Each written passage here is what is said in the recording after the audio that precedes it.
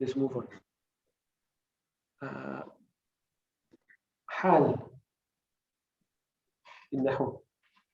Did we mark those examples in our last lesson? We didn't. Okay, so let's just go through that quickly.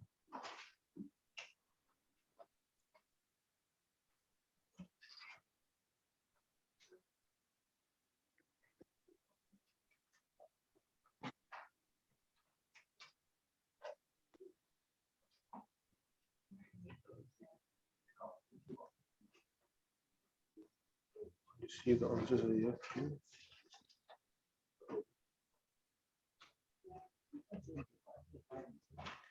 Okay. We were doing most of them in class, I can remember. But anyways, let's see. So just tell me if there's anyone that we didn't do. We did number 1, right? We said that as umyan is the hal over there. I remember doing that. Actually, I think we went through most of them in the class. فخرج منها خائفا يترقب. But now I want to come back to that example. Before that, I just want to highlight some more things about hal to you. Right? So the way that we looked at hal the last time, what did we say about hal? It's a noun. It's a noun that tells me the condition, a noun that will be in nasb, that tells me the condition of the doer or done upon of an action. Right? It's a word, it's a noun, it will be halatun nasb, that tells me the condition of the doer or done upon at the time of an action. Right?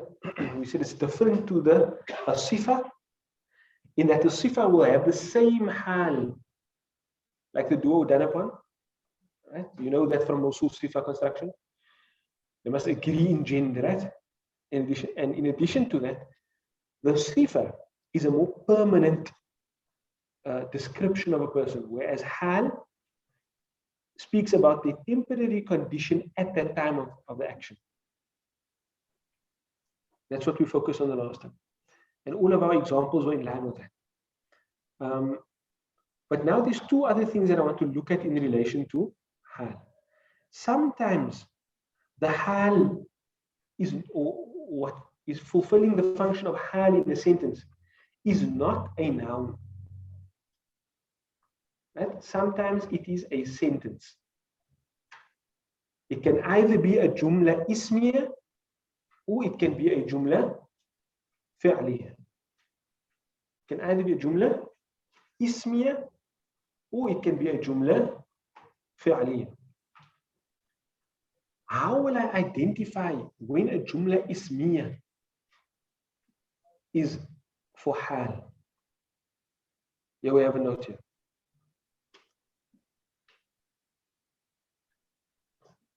Sometimes when the particle wa is used, and I told you about this before, wa with the meaning of whilst. We call that, the name for that is waw haliya. What does it do? It enters at the beginning of a sentence, at the beginning of a nominal sentence, right? And it tells you that that whole sentence is there to tell me the condition of the doer or done upon at the time of an action. Right? So how will it, what form will it take? It will take the form usually of wa and then a damir, like wa hum, wa antum. And here's an example for you. لا تقربوا الصلاة. I'm looking in this block over here.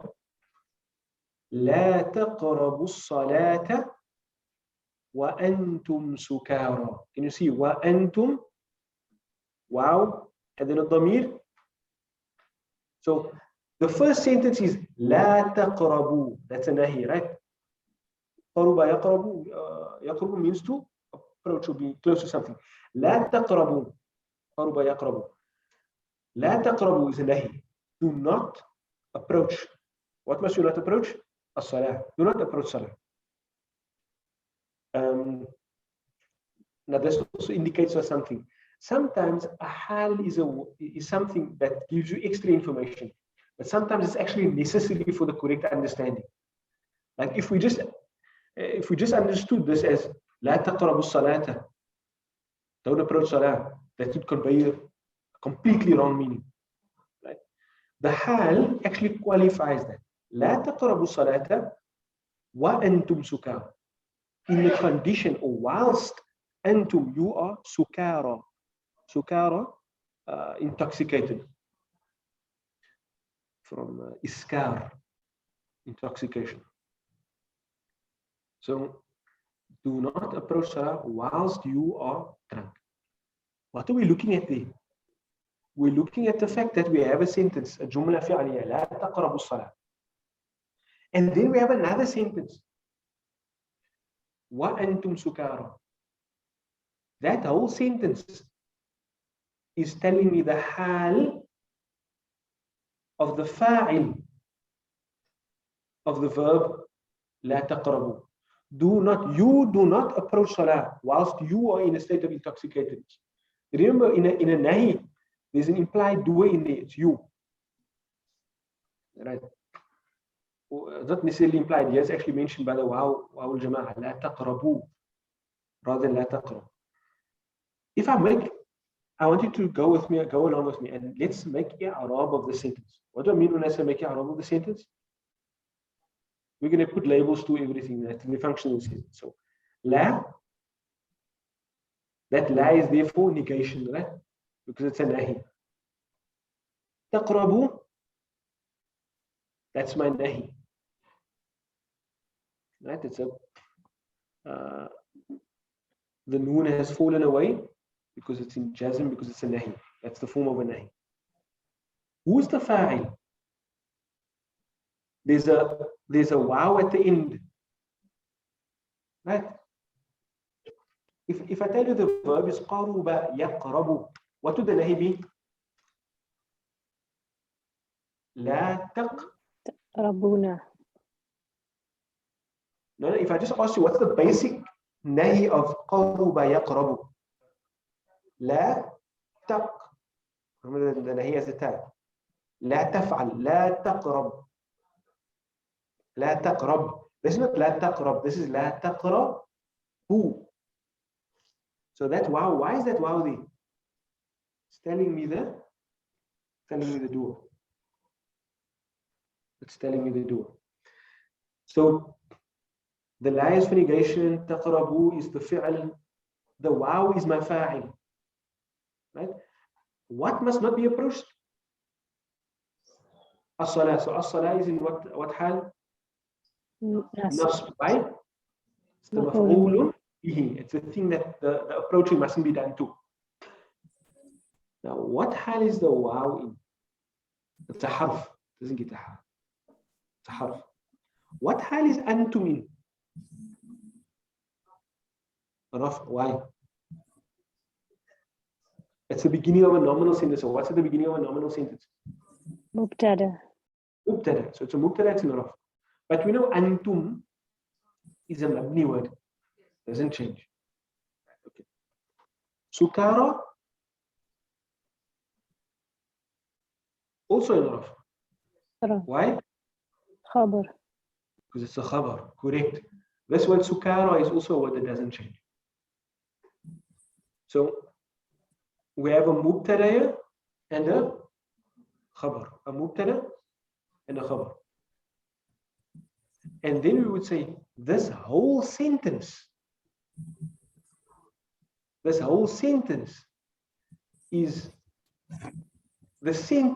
nasb. Does any word in the sentence look like it's in nasb? No. No word in the sentence is in nasb.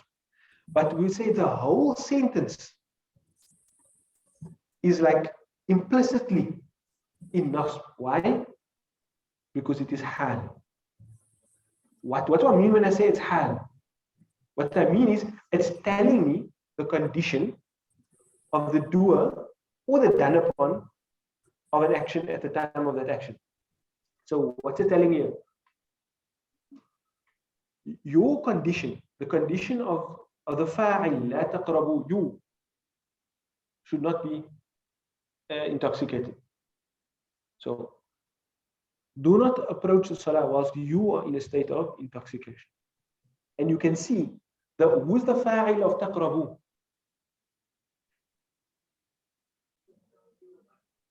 Antum, you.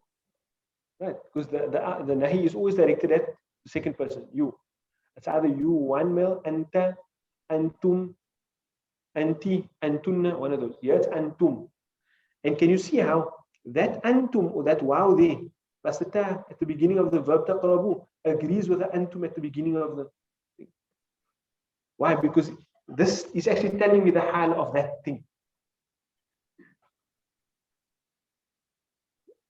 Right. So also enough. Why? It's the khabar. Mubtada khabar.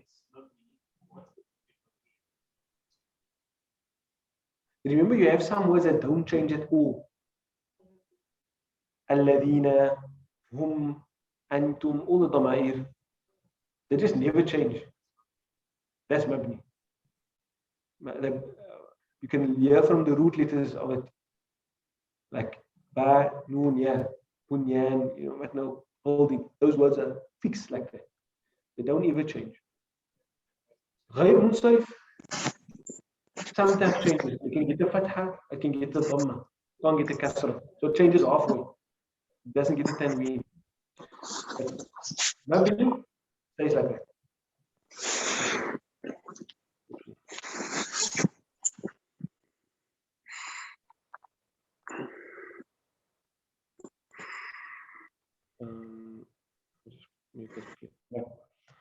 The next thing, I said it can take the form of a jumla ismiya, and then it will start with a wa, or it can take the form of a jumla fi'liya, but then it won't start with a wa. It will just be a verb in the sentence. Any verb, whenever there's a verb, a verbal sentence is formed. Because in Arabic, the verb has everything that it needs to be a sentence on its own. Right? So when it's a verbal sentence, the wow will not be there. Now I want to go to look at this example. وَجَاءَ مِنْ أَقْصَى الْمَدِينَةِ رَجُلٌ يَسْعَى. Let's look at that. جَاءَ to come. Who came? Who's the fa'il of جَاءَ? Is it min أقصى المدينة? The jar or majrur is not going to be my fa'il. That's just extra information. جاء رجل. A man. Where did he come from? Min أقصى المدينة. That's extra information. I could actually put a comma before and a comma after, or bracket before and a bracket after. That's extra information. What was his state when he came? He was running. That was his condition when he was coming. So this verb yas'a is telling me the condition of the fa'il of the verb ja'a.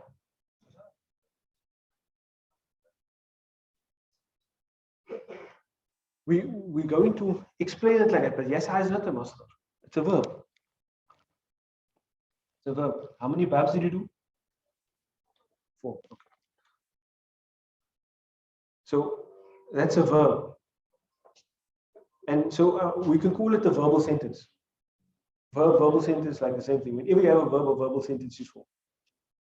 So either you're going to have wa plus a dhamir, then you're going to have a jumla ismiya, that whole sentence is playing the role of hal, or you can have a fi'al or jumla fi'aliya playing the role of hal. Why am I saying a jumla fi'aliya instead of a jumla? Sorry, why am I saying a jumla fi'aliya instead of just saying a fi'al? Because sometimes that verb may have things attached to it, like its own fa'il or its own maf'ul, or whatever the case may be. So, and it forms that sentence, right? So, for that reason, that jumla fi'aliya, nothing gets the hal. We don't say this verb is in nasb. We'll say the jumla fi'aliya is in an implicit state of, you can't see it, but we understand it in nasb because it's giving us the condition of the doer when he did an action. Now I want us to go to our examples quickly. I'm going to give you some more examples of this for homework. I'm going to actually compile them. But there are one or two, or there is one in the examples that I gave you before. So, Maulana, when you do the Iraq, would you then for Jumatu well, along all its maf'ul bi or maf'ul mutlaq, whatever, will that entire sentence get the label of Yes. hal? Yes, what you would say? We'd say the entire sentence is an implied state of nasb because nothing in the sentence overtly shows you nasb. We say it's in an implied state of nasb. Why? Because this whole sentence, it exists, it's here to tell me the condition of the thing. So why I'm telling you this is whenever, whether it's a single noun or a nominal sentence or a verbal sentence, that comes to tell us the condition of either the doer or the done upon at the time of an action, all of that falls under hal. All of that falls under hal. Let me just see quickly.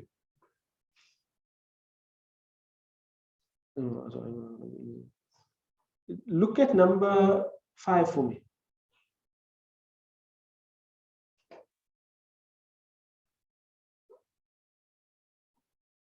What? Tell me, just think about that sentence quickly and then you tell me what's the hal.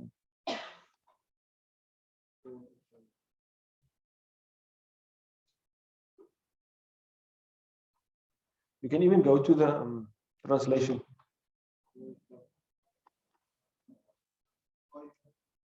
Yes, that's correct.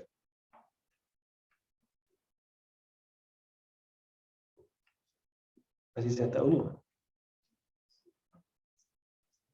So that's why I want you to look at the translation. I can pull it up here.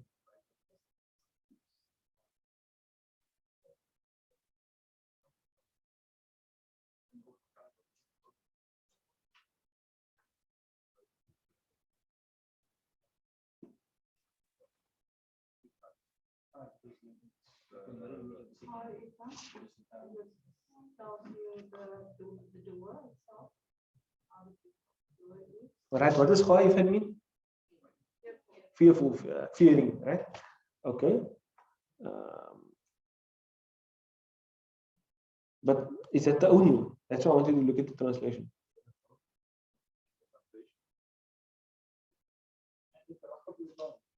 And yataraqabu as well. What is yataraqabu? Is it the ism fi'al harf? It's not a verb form that we've covered yet. Yataraqabu. That's the 5th one. That's why I asked you how many you did. And this is number 5. It's the 5th verb form, but it is a verb. And hopefully by it starting with a ya, you could have kind of intuitively seen that it's a verb. So we have a verb there. What is that verb telling me? What does yataraqabu mean? To be mindful. Of being vigilant, watching out for something, right? So he came fearing and watching. فخرج how does the verse go? فخرج منها خائفا يترقب. He came out from it fearing and expecting, or in a watchful state. So that verb is also telling me his condition, isn't it? So I have the one hal, khaifan, that's in nasb, it's a noun in nasb, and then I have another hal next to that, a verb. How was I supposed to identify that that verb was hal? You have to understand what it's saying. That's why I said we must look at the meaning. And it's from that meaning that we'll understand that this word yataraqabu is telling us that it's also hal.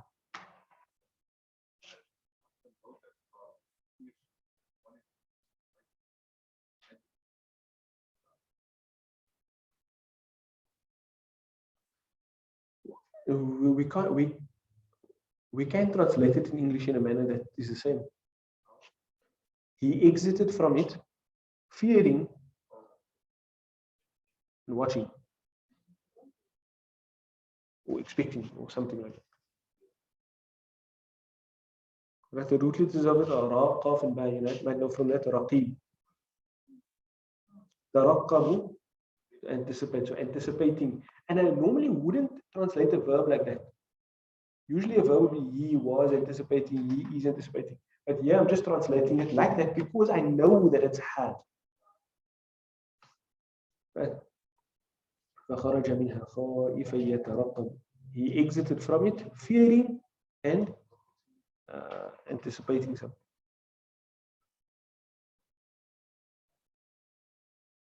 So,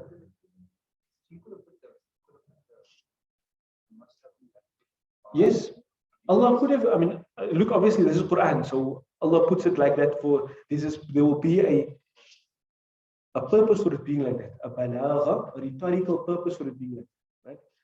But we're not speaking about the rhetoric here. We're just focusing on the grammar, right? The rhetorical purpose we will do when we get there. But if I wanted to convey the same meaning, I could have said khaifan mutaraqiban. Will mean the same thing. In terms of just it's like basic meaning. It will mean the same thing. Khaifan mutaraqiban. But instead, here now, this jumla fi'liya, that verb yataraqqabu, is also telling me how he came out. That's all. I'll also call that verb had.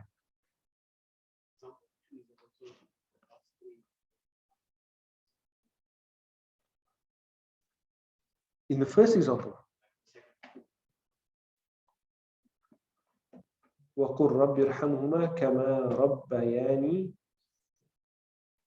صَغِيرًا. So what's the question? No. That is صغيرة. Because صغيرة is telling you my hal when they had mercy upon me. The hal of the maf'ul. The hal of the maf'ul bihi, when the action of rahmah was done by the parents. So my parents had mercy upon me. What is my hal? When I was small. So your parents may have mercy upon you all the time. But it's more deserving of mention when you were small because you couldn't do anything for yourself. So you were in greater need of them, of their mercy. Yes. How many changes in terms of number? Because sometimes people make it wrong. Yes. It can. Yes. They would say, Rabbir. Yeah. They say, Rabbana irhamhum kama rabbawuna sighara. So you can change the number. You don't have to. You don't have to. However, when it does usually get changed is if you're using a verbal sentence. If you're using a verbal sentence, then they will agree in number. Like for example, if I had to say, وَجَاءَ رِجَالٌ مِّنْ أَقْصَى الْمَدِينَةِ, then I would have said, يَسْعَوْنَ, not يَسْعَى, يَسْعَوْنَ. And why is that the case? Remember how we find the do of a verb? How do we find the do of a verb? Eli, right? Either it's at the end, or it's to the left, or it's inside. So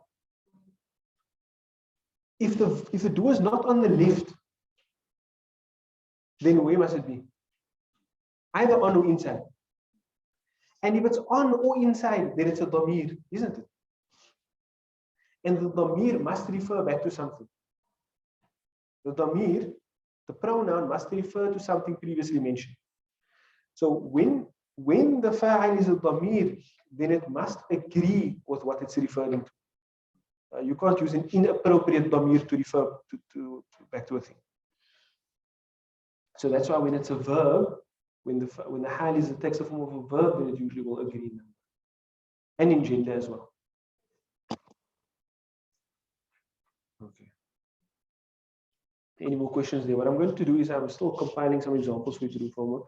What I'll do is I'll compile a list of examples, mostly of the type where it's a sentence, jumla ismiya or jumla fi'aliyya, and I'll send it to you via WhatsApp and email and stuff.